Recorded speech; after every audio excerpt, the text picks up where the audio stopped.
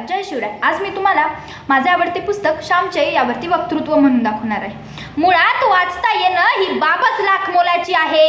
असंख्य पुस्तकातून बहुमोल ज्ञानाचा आणि आनंदाचा साग आपल्यासाठी खुला आहे।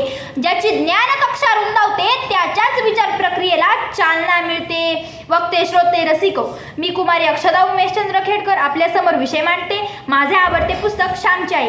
वाचनातून जिज्ञासा जागते व सृजनशीलता भरून येते। तसेच माझे आवडते पुस्तक म्हणजे श्यामची आई। अपार प्रेम, भक्ती, माया अशा अपार भावना या पुस्तकात पाहायला मिळतात। घरची गरिबी, आजारपण इतकं सगळं असतानाही श्यामच्या आईने श्यामवर कसे संस्कार केले हे सुद्धा आपल्याला याच पुस्तकात पाहायला मिळते। श्यामची आई कशी होती तर श्यामची आई कष्टाळू, मायाळू, स्वाभिमानी व प्रसंगी कठोरपणा असलेली ही श्यामची आई होती। एक आई एक नाव असते, जगा वेगळा भाव असते। आई एक नाव असते, जगा वेगळा भाव असते। आई एक जीवन असते, प्रेमळ मायेचे लक्षण असते। हीच होती श्यामची आई। श्यामची आई हे निवळ पुस्तक नव्हे तर श्यामची आई हे पुस्तक म्हणजे जगण्याचा एक मार्ग आहे। आई या शब्दामध्ये संपूर्ण विश्वास सामावलेला आहे।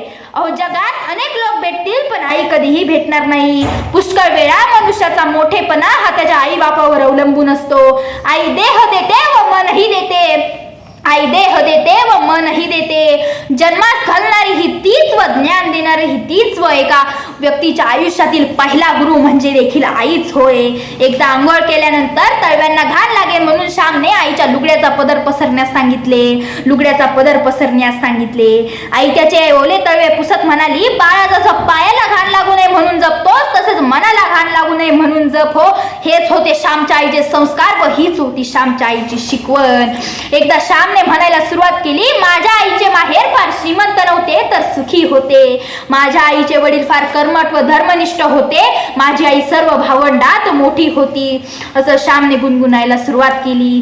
म्हणूनच म्हणतात, स्वामी तिनी जगाचा आई विना भिकारी, स्वामी तिनी जगाचा आई विना भिकारी। श्यामची आई हे पुस्तक सुंदर सरस आहे की नाही हे मला माहित नाही, पण हे पुस्तक पवित्र आहे असं मी विनयाने म्हणू शकते।